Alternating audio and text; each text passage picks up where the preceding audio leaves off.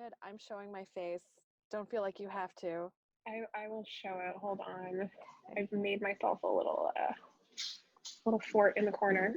Love it. It's perfect. Do you want to tell our attendees where you currently are?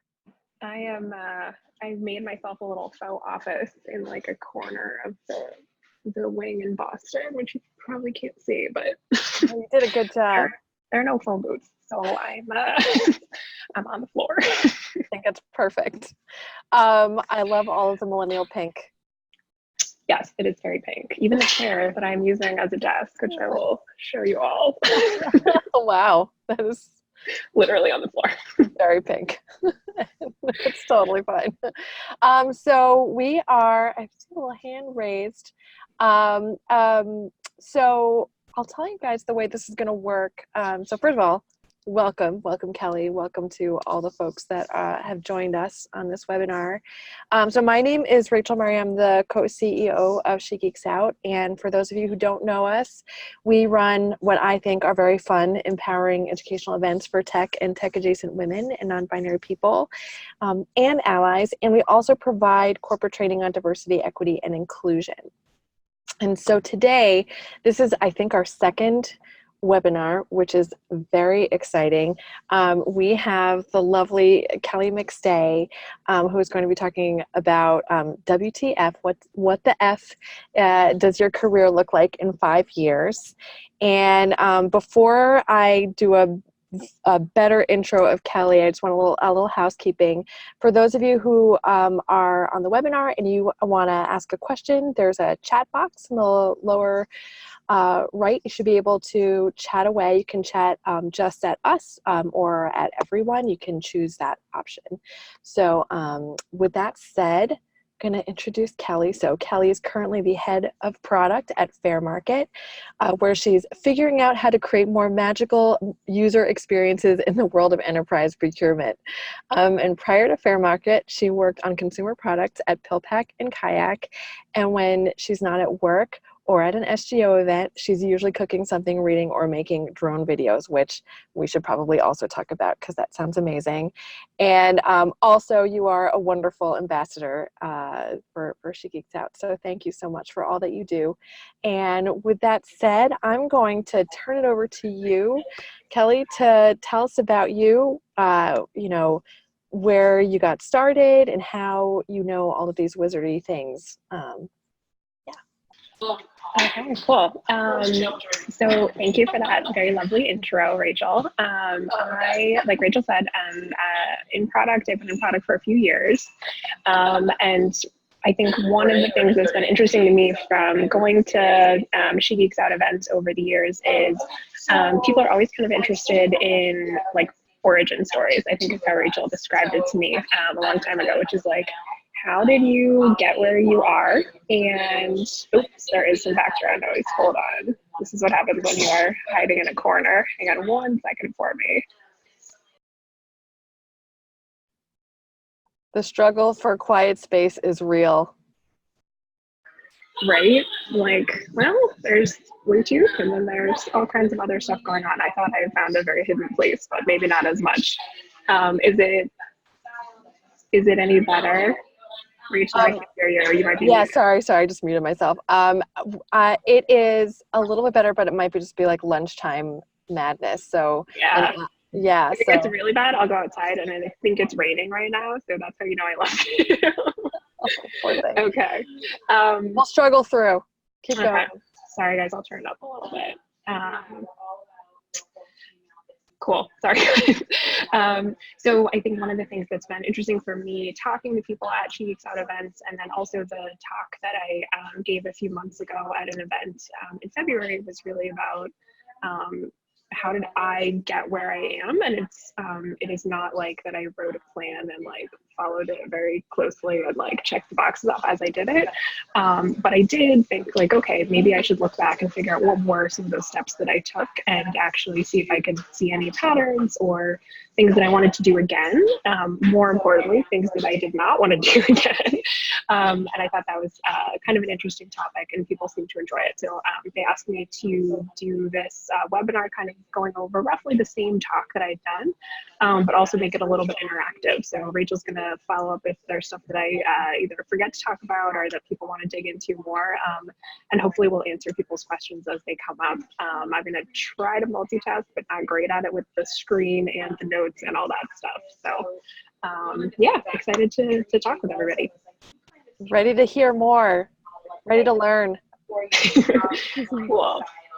And I know we've got a couple of call-in listeners, so just to let people know, we're planning on sharing the recording afterwards. So if you're like, what is Kelly talking about on the screen? It's okay. Well, you can get back to it. Yeah, and the screen is nothing super dramatic, so you're not missing out on any incredible graphic design. I am not a designer. I work with them and I respect what they do. I do not do that. Cool, Rach, do you want me to share my screen? Yeah, do you have the ability to do that? I know, technology, right? It's on the bottom. There's a thing that says the up arrow, and it was like, what do you want to let people do? Do you see a share? I do. Sweet. Cool. So let me, Zoom. It puts all the little labels like right over what you need it to be. Okay. Cool. So the way I kind of introed this is when you're at an interview and they ask you, where do you see yourself in 5 years? And like my joking internal answer is always like, independently wealthy and happy. But that's not usually what I actually want to hear you say. So I thought through all the things that I've done over the last 5, 6, 7 years of my career and kind of the things that I've learned, the things that I wanted to learn but didn't feel like I had learned, titles that I had wanted to have or titles that I had gotten and were different than what I had expected, and tried to generalize out some of those big key areas that I was thinking about. How's the sound? I feel like there might be a little noise. So thinking about that, and a little bit of background more about me. Not a native Bostonian, but I live here now. Native Californian, always love it. Lots of wildfires, very expensive. I don't live there anymore. I spent about 10 years in Pittsburgh, so got kind of a different perspective on the world. Midwestern friendly, lovely place to go now. And now I've been in Boston for kind of the other third of my life.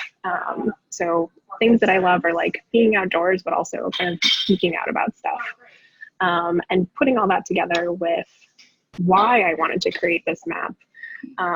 I think it's really easy when you are going through your day-to-day to think about the things that are kind of immediately great or immediately not great, right? If you have a hard day at work, it's easy to think about, what it was in that specific day that was painful or not that pleasant.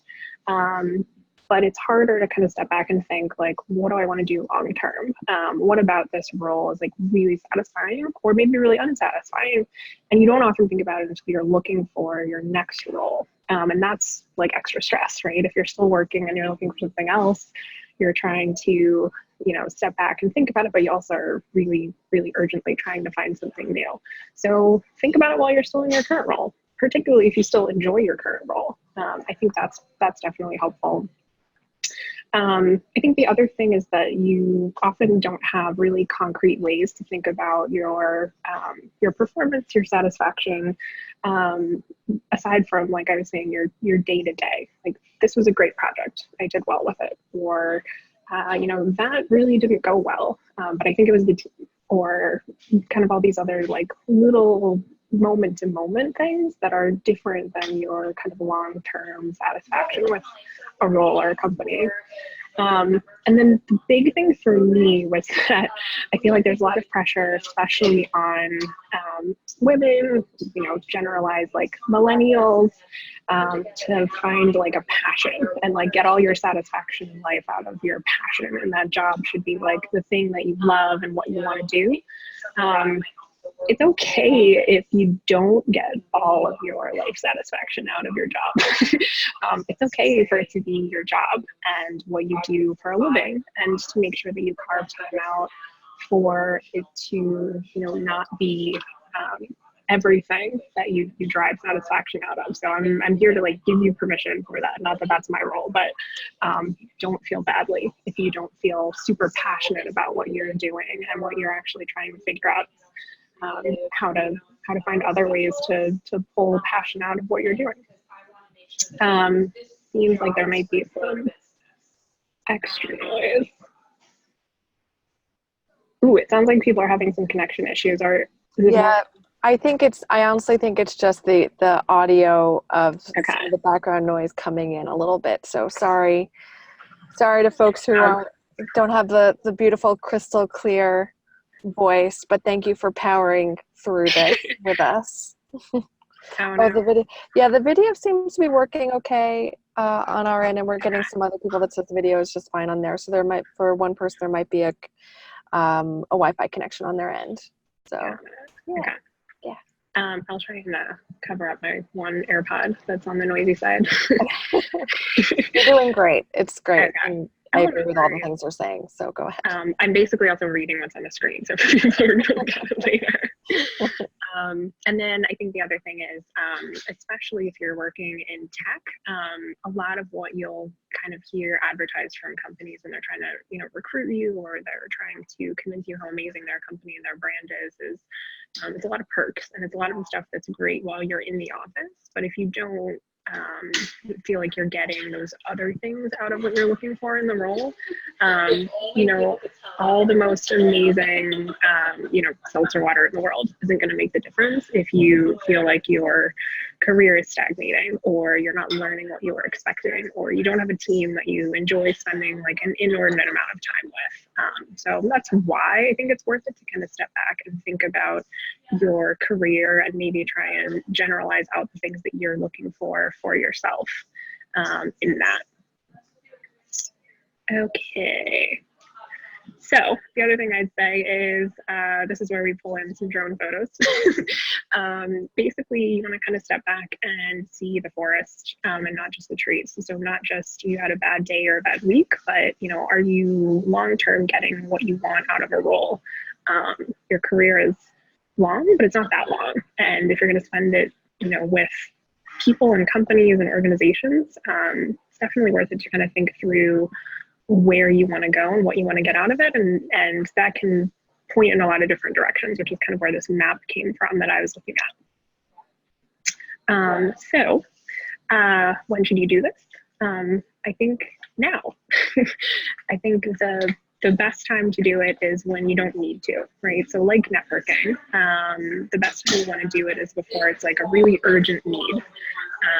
Not great if you feel like you kind of have to figure out everything that you want to get out of a role while you're trying to get that role. But if you have a rough idea of what's important to you and where you want to go with things, then it helps you when you are in the process of looking for a new role, or even thinking about your current role. So don't do it when you're like fresh out of a bad meeting, and don't do it when you're fresh out of, the perfect meeting when you've been doing really, really well.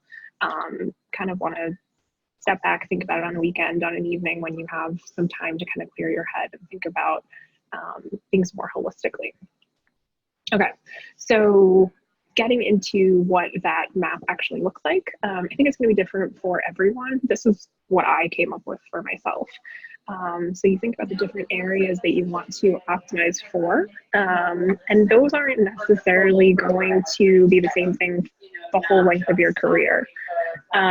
What you want to think about is what's important to you and what you want to get out of something when you be going into a new role.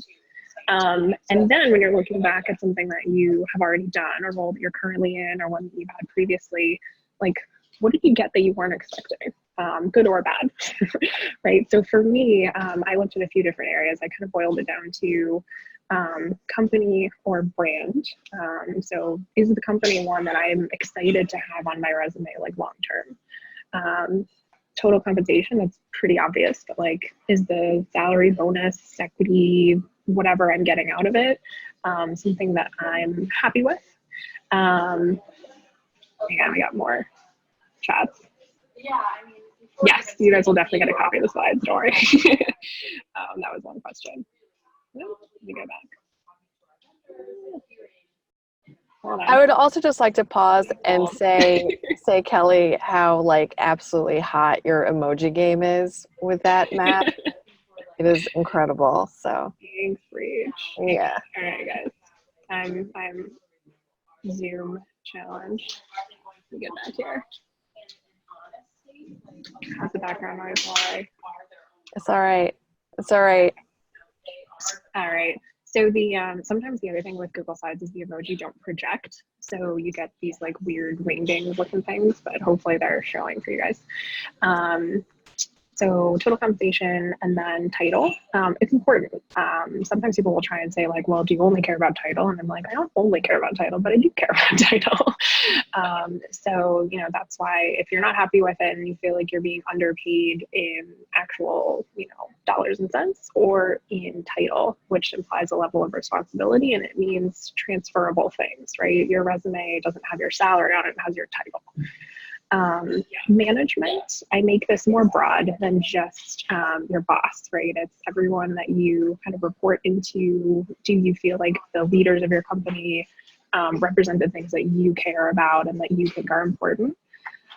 Learning potential, do you feel like this is a role where you're going to get things out of it that you are excited about, that you think will put you on the path that you want, or that you're just frankly interested in?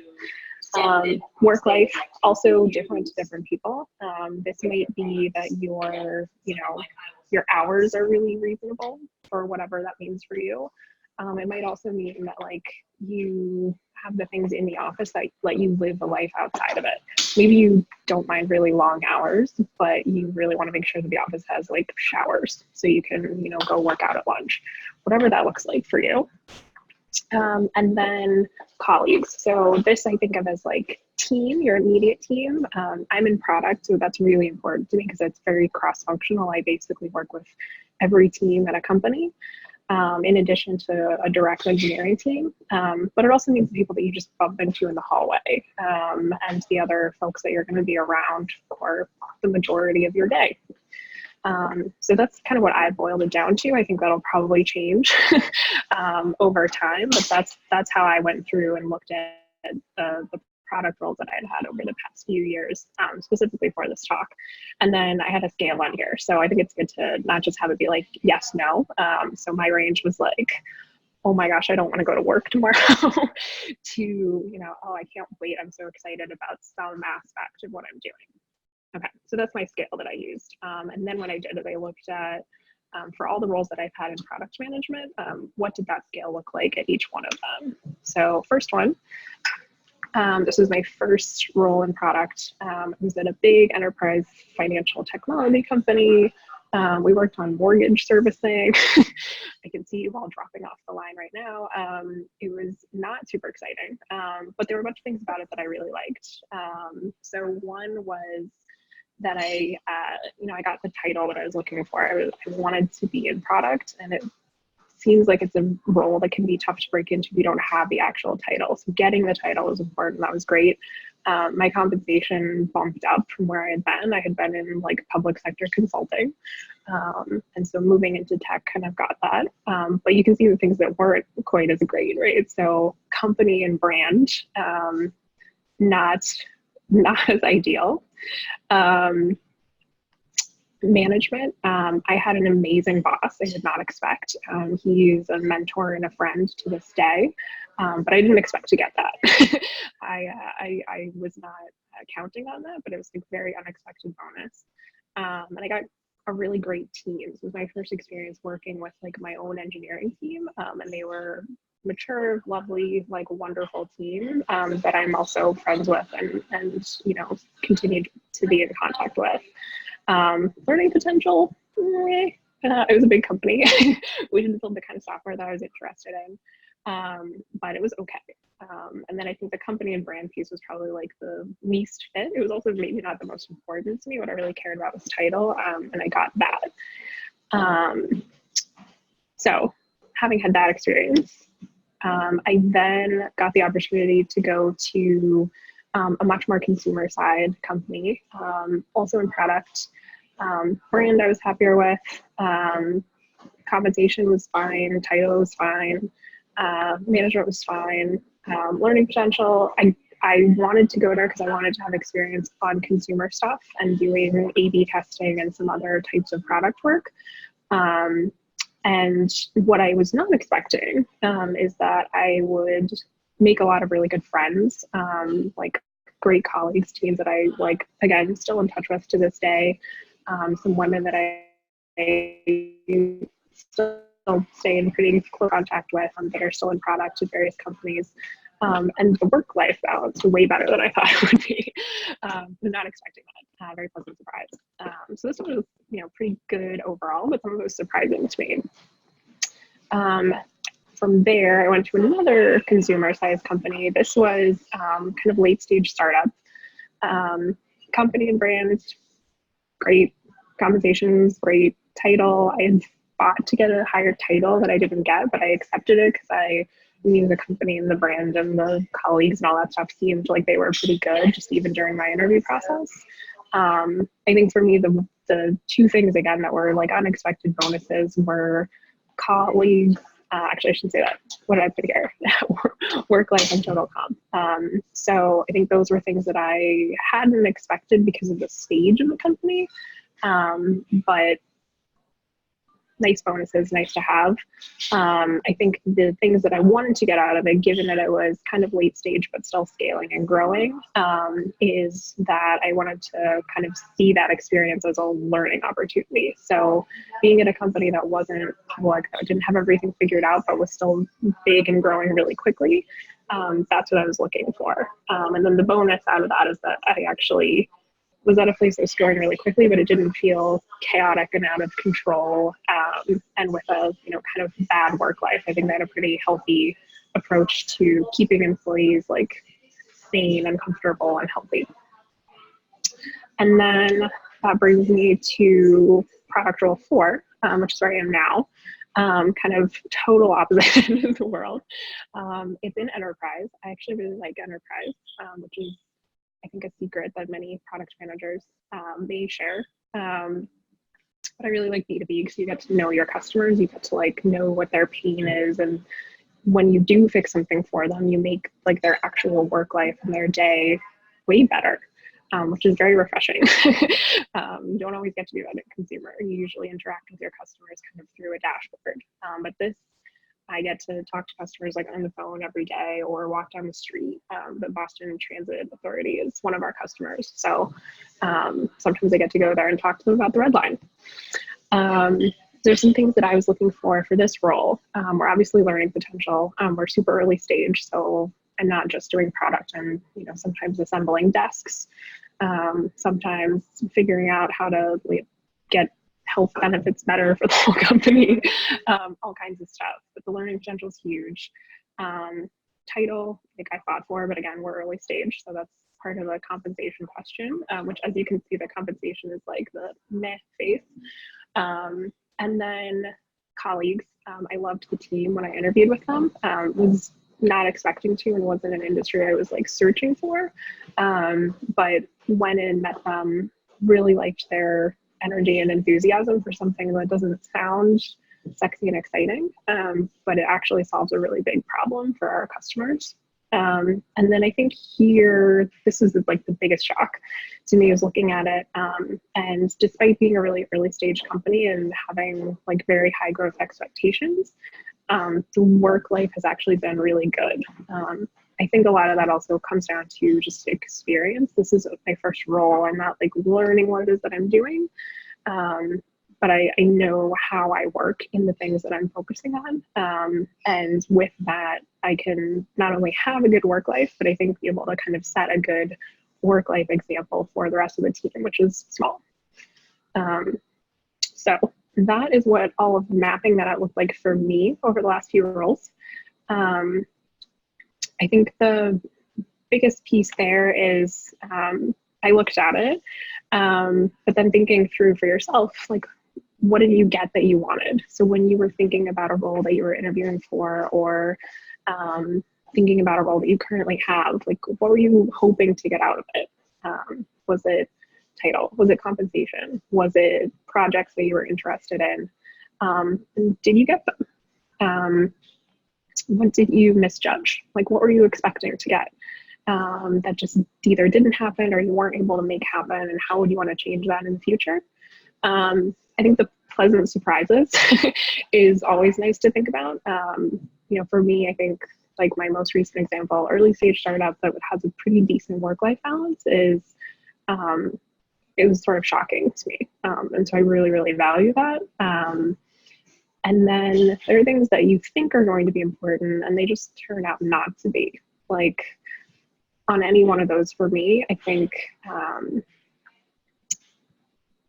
it could be any area, right? It could be like a company brand where you're like, well, this seemed really important. I was super excited to have this company on my resume or to work with them because I've heard amazing things about the team. And then you get there and it turns out that like, it's just not that important. Or maybe the opposite. Maybe you didn't think that it was really important. And then once you got there, you saw something about that company or organization that did actually make a big difference. And you really do care about it. Excuse me, I'm losing my voice. Cool. It sounds great. You sound great. Cool. I think the background noise is a little bit dissipated, hopefully. Cool. So then thinking through, you know, most of the things I've talked about are if you're thinking about wanting to make a move, or, you know, maybe you're just doing this as like an introspective activity, in which case I give you a lot of credit because I didn't do it as an introspective activity. I did it as like, what do I want to do next? Thinking about what you actually want to improve and then how to get there. So for example, if you're looking for, you know, a certain title, maybe you're in one type of role, but you really want to move into another type of role and you're having trouble getting your foot in the door with people actually seeing your resume or opening it, or, you know, applications are going unread. Do whatever you can to take your current work and reflect it on your resume or your LinkedIn. I was actually talking with somebody recently, like looking at their resume and figuring out how we could take some of their current activities and basically label them as that title that they want to get so people can make that connection. And also just frankly, so that, you know, application tracking systems, the electronic systems that parse your resume will see that title and not immediately exclude you for not having that experience. So what are you already doing that you can basically state on your resume and your LinkedIn as, hey, I already do that thing, give me a shot. I think the other piece there is to practice the vocabulary of that role or title you want. For me, I wanted to move into product a long time ago, like 6 years now. And so what I did is I went out and tried to find places that I could basically talk to people who weren't necessarily product managers, but to people who were in tech, and kind of get experience talking about the things that they talk about in teams. And for me, the big one actually was Geeks out. So I went to a bunch of different in-person and online communities and ended up sticking with Geeks out more than others. So that was kind of a big one for me. Then things like if you want to boost your total compensation, this one is just asking for more. It's very uncomfortable. Practice and ask again. At some point it gets slightly less uncomfortable, but it's definitely worth practicing. It's also worth stocking up your knowledge on what your compensation should be for your experience and for your area. There are tons of resources that you can look into for this. H1B data is one of them. Levels Blind is an app that people post, usually tech industry, but also some others, basically salary and compensation data, and it is eye-opening to see what you could expect. So definitely do some research there. I'm also always happy to like give people help figuring out what that would look like. And then when you're thinking about actually doing the negotiation itself, when you get an offer and you want to look at something, fight for the things that you care about most. So I think that's where having that optimization really helps. So if you care most about, let's say like work life and total compensation, fight the most for your base salary, because that's going to determine your raises and your bonuses and everything year after year. And then that will probably feed into what your work-life balance looks like, right? If you feel comfortable with the salary that you're making, you're going to feel more comfortable with what you need to adjust in terms of how are you paying for your commute and other things like that. So don't think of it as just like asking for more. Think of it as asking for more to get to that optimization that you care about. And then an example of like, if you're looking to adjust what your work-life split looks like, comes back to, again, just like knowing what you value. So some people don't care about long hours in the office if they have great office benefits that make it really pleasant to be there. So maybe they do yoga, or maybe your office is a little bit more on the, the perk-free side, but that's okay because you have time to like go home and grocery shop and like cook dinner. Like I love to cook, so that's exciting for me. At the same time, if I didn't, like having a lot of snacks in the office makes a big difference. And then I'm also kind of an introvert, so I really like to unplug and recharge and be outside of the office and not thinking about work all the time, which isn't to say that I don't ever work outside, but I do need a lot of time to kind of separate from it. So that ability is very, very important to me, and making sure that you're clear on those expectations when you're looking at a new opportunity and what's important to you, I think makes the biggest difference. But those are just some examples based on the things that I put on my optimization map. Yours might look totally different. And then you'd want to look at the different areas that would help you get to boosting those things that you care about the most. And then kind of a final thing is, it's a big luxury to be able to step back and look at your career and options that you've had. Make sure that you're doing what you're able to within reason to help other people do that, right? So if you have connections and you can make introductions or meet other people for coffee, help look at their resumes, whatever that looks like, be generous with it. Those people will remember it for sure, but also there's probably been somebody who did that for you, and it's just a good way to make sure that you're always expanding the circle for other people to have more opportunities and the chance to look back and actually make a difference in those different areas of their careers. And especially if you're in a leadership role, be proactive about helping other people step back and not just see their role as like the day-to-day ups and downs, but long-term, what are you getting out of something? What are you trying to get, and what are you actually getting out of it, and helping them course correct where they feel like there are areas that they can improve or change. My voice is going. Getting to the end. Okay. So this is my other final drone shot. Actually, no, I think I have one more. At the end of this, I have a bunch of links, some things that inspired this talk topic. I think this is actually the very first one on there. Gib Biddle is, he's a former executive at Netflix and a few other places. And I started reading him because he's in product, but he also did a kind of similar career plotting map of like happiness over time, how much money he was making over time, did he feel like he was doing good things in the world over time. So that kind of got me thinking about how to plot it out for myself. And I think that's the end. That was amazing, Kelly. Thank you so much. I have some questions, but a lot of water. Yeah, drink water. I have some questions, but I see there's already one that just came in from Leah asking, how do you recommend assessing work-life balance in an interview? It feels uncomfortable to ask if the team position works late often. Yes, that's a great question. I think some of it comes down to experience, of just knowing how you, that's a terrible answer. First of all, I'm sorry. I hate when people are like, oh, you just know. You don't. I think one thing is knowing how do you value spending your time. So, and that'll probably change throughout your career. So I know earlier in my career, for example, I loved having colleagues who wanted to like spend time outside of work. You know, maybe you go for dinner, or you get drinks, or you like go to activities together. Yeah.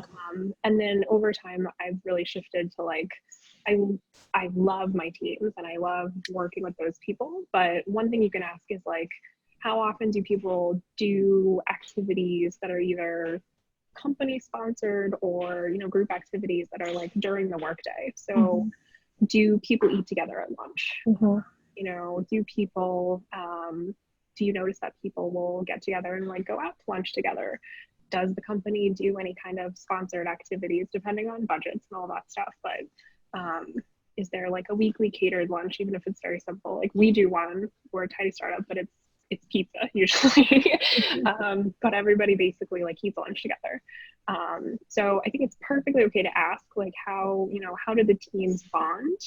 If it seems like the answer is, you know, oh, we have a foosball table and everybody like, you know, goes partying. That's a different answer than, you know, well, once a week we bring in lunch and everybody comes together and we like sit at the table and eat. I think the other thing you can always ask is, what are travel expectations, which tells you a lot about, are you expected to be kind of online all the time? Are there expectations about support hours? Like how do we handle customer support? And if the answer is like, oh, well, it rotates among all the teams and we have a schedule, it's like, okay, so you might have some on-call time. So that's why I say some of it is experience and just seeing how different companies handle things. But I love it when people ask about that because you get to talk about like the good and the bad of the company. And also you can kind of be sneaky too. And if it's a big enough company, you can certainly go on Glassdoor and take a look. And I think a lot of times people will address that issue if it's like a work hard, play hard culture. And, you know, and sometimes you can even just get a sense of that from the job description. Totally. So a couple more questions. So the next one is from Kristen. She asks, so the chart is great and it allows you to map where these things are, but it doesn't necessarily tell you how to assess relative importance. Any advice on that? Yeah. Sorry, the bug. Yes, that's also a really good point. So I think this varies for you, which is why I would say the points that I put on it of like the different things that I said are important. You may have looked at that and been like, I don't care about any of that at all. Just totally fine. I think where it helps is to see which ones of those are most important to you, and you could even not make it like I made up that chart style, like spider or whatever it is. But basically just like put on a straight line. It's like, if I really, really care about like learning opportunities, like that's the big one. And that's the one that I want to like weight more heavily, versus maybe title or, you know, work life or whatever it is that you think is less important. I think also if you look back at the roles that you've had and you think about just like overall happiness, like if you looked back at a role and you were like, I really, really love that, like what did that map look like? And there you can take that and like overlay it on other roles that you've had where you weren't as happy and like see where the differences are. So maybe you think that work life is really, really important to you, but in a role where you didn't feel like it was as good, you were actually super happy. So maybe work life actually isn't as important as you thought it was. But it's really going to depend on kind of like what your experience was and how you felt thinking about that role. Yeah, I love that. One of the things I love about this, I was thinking about how, you know, I've had a lot of conversations with people who are like, I really want to work at a startup, or I'm over the startup. I really want to work at a big company. And what I love about this is that it actually not quantifies, but it helps you to assess really what the values are for each of them, because you can probably find different elements in different types. Yeah, I think that's really funny to say about a startup. So when I interview a lot of people for, I'm at a small startup, and you know, like, why do you want to work at a startup? And when people just say like, I just want to work at a startup, I'm like, so you want to work at like a failing small business? That's with a 2% chance of success. Right. Like that's how you should look at it every day. Like I mean, it's not like freaking out all the time. Yeah. Like, everything we do is very existential. So when you say you want to work at a startup, like, do you really want to, like, that's great. I'm hoping that you do, but do you know what that means? Have you been in a startup before? Versus there's zero wrong with wanting to be at like a large stable company with like a good salary and great benefits and stock options. Totally. Like that's fantastic. Like no shame whatsoever. So just like, I think knowing what each of those things actually means is really helpful. Yeah. And do you ever tweak them? So like, it just reminded me of something you said about like travel, like, could that be a factor on there too? You'd be like, I know it sort of plays into some of the other things, but you'd be like, travel is number one most important to me. So I'm going to add that. Totally. I think one thing that was interesting for me is travel also means very different things at different companies. So I traveled a ton actually before I got into product because I was in consulting. But it was not like glamorous travel. Like I didn't make millions of airline miles. I was usually driving like several hours throughout New England. And that's travel, but that's like not the kind of travel that I wanted to do. And then at more recent companies, I got to travel a lot, but it was, I shouldn't say a lot, but like I got to travel a decent amount, but it was really just to have FaceTime with remote colleagues. And that's the kind of travel that I love. So it's not like road warrior travel, but it's travel where you actually feel like it's adding to your experience in the role. Totally. Like I'm lucky that I had that opportunity, but like that helped me make that distinction of like back in my earlier days, maybe the road warrior travel was good and I got stuff out of it, but like lately I don't want to stay at like a million Hampton Inns in Vermont anymore. That is fair. That is fair. So we have a couple more questions. I want to make sure I get to them. So the next one, it says, famous author gave a talk. I heard that she encourages to follow your passion. Just follow your passion. What if you don't know what you want to do for your career long term? Is it okay to figure it out one role at a time? And how do you make sure you're not going in the quote unquote, wrong direction? Or how do you get away from feeling so? That's a great question. Yeah, that's such a good question. It's totally okay to not know what your career is or what your passion is. I get very frustrated when people say like, just follow your passion. Like, so true. Like your passion pays the bills, because it often won't. And if it does, it'll probably take a really long time for it to.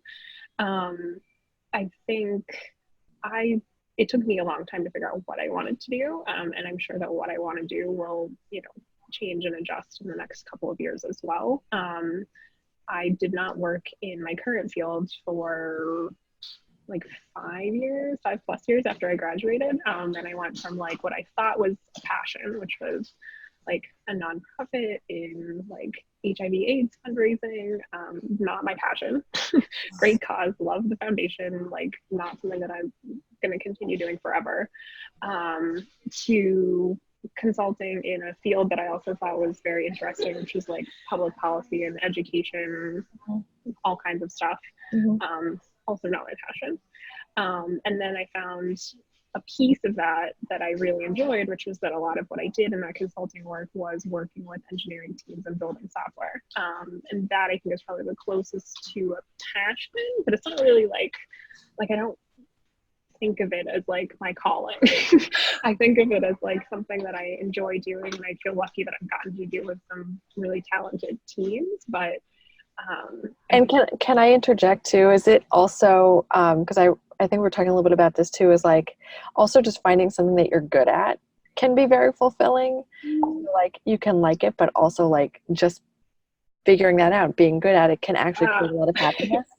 Yeah, Rachel and I were talking like last week prepping for this, and I described myself as like I'm quick at picking things up like in a role, but like when it comes to thinking about myself, and hence why I made this map, I feel like I kind of a slow learner about like what I'm good at, like what I enjoy, like kind of making that connection like takes a long time, and I have to like look back and be like, oh, that's why I did that. So that was kind of helpful for me. And I think if you just think about your passion, it's just like, what do you enjoy? And there's like, that can be great, but I think that's a great thing for a hobby. Like, yeah. Like if you really enjoy running, it's going to be hard to make a lot of money from. Right. Yeah. Like no matter how much I would try, like, I don't think that I'm going to become like a professional, like doodler, like, it's not going to happen. So I don't know. No. It's so true. And I don't feel bad about like not like following your passion like all the time. Yeah, I have a lot of thoughts about that too. And like one of the things I absolutely love to do, one of my favorite things to do is plan travel. Travel Oh, planning is like not an industry anymore. So yeah, that is that, really I mean, yeah, I also love travel planning, but then having funny. worked on like travel technology, like turns out it's also really hard to do. Yeah, I can imagine. I know, it's so true. All right, we got a couple more questions. Next one, do you think there's a stage in your career where you should definitely be prioritizing things like titles, leadership, and comp over everything else? Ooh, that's a super interesting question. Um, I hope you don't mind, by the way, that I'm also helping to answer these questions. I hope the no, people on the of course webinar not. don't mind. I also meant to preface all this by saying like I am not like a career coach or anything Yeah, like and if anybody else that. wants to weigh in. Thought really hard about it. So that's interesting. I think now I'm like going back and like, should I think maybe if that's something that you really care about, like if you feel like you've satisfied the other things that are important to you, and suddenly, or maybe not so suddenly, it seems like you're in a position where you could prioritize all those things. I think title and leadership and compensation, they're obviously going to depend on the industry that you're in. They're also probably going to, I'm going to generalize and say they'll probably shift like the other things that you're doing, right? So if you really heavily are weighing like a leadership position or a title, like your expectations on your work life, depending on your company, like might change quite a bit. It could also be that your compensation, like for example, if you go to a small early stage startup and you get into like a leadership role, like your time and energy is probably going to be like heavily weighted that way, and you may not have the compensation that you were looking for, but you could get that title and leadership role and make a huge impact. So I don't know if there's like a point in your career that you would look for it, but if that's something that you like are excited about and think that is something you want to go for, then yeah. But it's like I think it's all like a balance, right? You're gonna probably have to like relax on something else. Maybe you get to relent on like the work life or the learning opportunities in a specific area. Like if you're in a more leadership role, like you're gonna probably have to broaden out on a lot of like just general management stuff. Maybe that's great, but that might also not be what you're looking for. It's so interesting too. It's like Wishy-washy answer. no, it's a really hard one because it's like, sure, the purpose of this webinar is about like thinking about where you are maybe 5 years ahead. That question's almost like, where do you envision yourself 20 years from now? Like when you're like, what are you hoping to be if you're 30? Like, what are you hoping to be when you're 50? Do you want to be like retired? Do you want to just like have a job that you really enjoy doing with people that you really like doing it with? Like, and it's so varied, and you can't, I mean, as someone who has had a 20 plus career, like it's, you just don't know what you're going to get. Yeah, that's actually a good point too. Like one of the things I didn't include on my map, and that I have had in former lives, but I haven't had in product, because it's like a bit of a different org structure usually. Like it's much more like matrixed than strong reporting structures until you get to like larger companies. They didn't have my own management opportunities on that map because I wasn't looking at like where I could manage people. I've done that in the past, but it's not something that I like heavily prioritize now. So I will probably in the very near future, but it's not something that I like sort of sought out. So there's an area where my map will definitely shift like shortly, and you'll think back on it and be like, oh, I really liked managing people, but I like didn't like seek it out. I was right. I really want to be a manager. And I always think that's like a good sign because if people are like, I just love managing people. And like, okay. Like, yeah, I mean, that's a great point. And that's a really, there's a whole other, that's probably a whole other webinar. We got a couple more questions. So next one is how did you make all these industry shifts? I'm in a similar situation now, looking to my future career, and I'm worried about not getting looked at for jobs in different industries. That's also a super interesting thing. I think for me, I was looking mostly for like, I liked the product management role and I wanted to stay in that, but I'm more industry agnostic. So if you are in an industry that you really like and you want to like make moves in that industry, maybe that translates a little bit more easily. On the other hand, if you are in like a role that you like, but the field itself, you're not as like crazy passionate about. And this might not be super applicable outside of product. So my disclaimer there. I think it's helpful to kind of think about what you're currently doing that relates to that industry. So kind of the idea of like, if you don't have it on your title and you don't have it like in your specific experience, like what is it you do currently do that you can highlight in your experience that makes sense for that industry that you want to go into. That's one of the nice things about tech is that you kind of be in this like wishy-washy area that like touches a ton of different industries, but the roles are pretty much transferable across them. Yeah, I agree. I think it's way harder to switch roles than industries, because usually people are, especially in tech, they're just so happy that you've done something similar. They don't usually, that's what I found anyway. I was, for the first 13 years, I was like front-end web production person, but I went everywhere from a nonprofit to an international org to a big corporation to a startup. So and I think like role skills also translate that are just like general like people and management skills, which is why like there's this is like a super generalization. I don't have an MBA, but that's why like an MBA kind of is designed to give you skills across different industries, but it's not like industry specific. So people are people, and managing people or working with people, you're going to run into similar-ish things. But if you focus on like the skills and the role that you like are great at, or that you really love, or that you're just effective at, because you might also not love it, right? You might be really good at it, but you're just like, meh, don't care. I think that can help. I don't know if that's helpful. Yeah, that was great. That was great. We have one more question, unless somebody else wants to add another one. First of all, great webinar. Thank you. Appreciate that. My burning question is, have you ever sacrificed something in your personal life? Such a good question. Job, like a hobby, a relationship, a family obligation, etc. I would love to hear however much or little you are willing to share. That's a good question. So that's really interesting. So I moved to Boston for a relationship. I'm still in the relationship, so like I'm happy.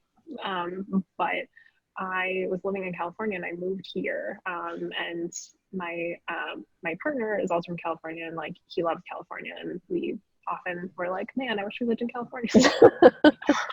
I don't know what you're talking about, Kelly. I can't relate at all. I know, Rachel's trying to convince me to go with her. So I think like there's always going to be stuff that you trade off. I think it's like, how can you fit the things that you really, really care about into the life that you have? So like I live in Boston now. One thing that I'm like not really willing to trade on is having like a crazy 2-hour driving commute. So that makes like where you're going to live kind of tough. And I think those are the things that like actually makes the biggest difference in your like day-to-day life, is like, what does your commute look like? Are you able to carve time out to do the things that like help you refresh and like be the person that you want to be in the office and out of the office? I think you might make a huge sacrifice of something that's like, this is super important to my career, and maybe it's like the relationship is like maybe not that important when you make that choice. I don't know. I'm not you. But I think as long as you're like very intentional about the fact that that is why you're making that call, then like I wouldn't say that you should like always prioritize like a relationship over it. Like maybe you shouldn't. Maybe the relationship is like not as healthy as like that career could be, or maybe totally the opposite direction. Which is why I do think it's helpful to kind of like write it all down and like stack rank it. Like what's the most important thing for you? Hobbies too. I think it kind of comes back to that like passion thing. Is like, is it important enough to you that you like want to prioritize it over what you maybe also think is really important in like career progression? I don't know, but I think it's worth thinking about, and don't throw like one to the wayside or the other, like because those things will also change over time. Like at some point you might want to have way more time outside of the office, or the home office if you are lucky enough to have such a thing. But at other times, like you might be like, nah, you know what, I'm okay with only doing this once a week or once a month or whatever it is. I don't know. That's great. I think everybody makes like some sacrifices and trade-offs. If it feels like a really, really big one, like write it down, maybe talk to someone about it, like kind of step back and think about it with like slightly fresh eyes. I don't know. Yeah, love it. Thank you. Those are all our questions. And we're pretty much at time, so this works out perfectly. Kelly, thank you so much for sharing your wisdom. What we'll do is, what was that?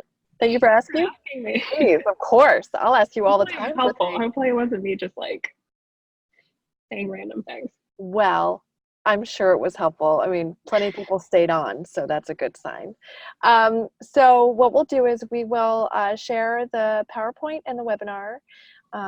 And we also have another webinar coming up, actually. I think we just announced it yesterday on mentorship. So hope that you'll be there. And thanks to all who participated. And we hope to see you online and in person soon. Thanks, everyone. Thanks, everybody. This was fun. Yeah. Bye.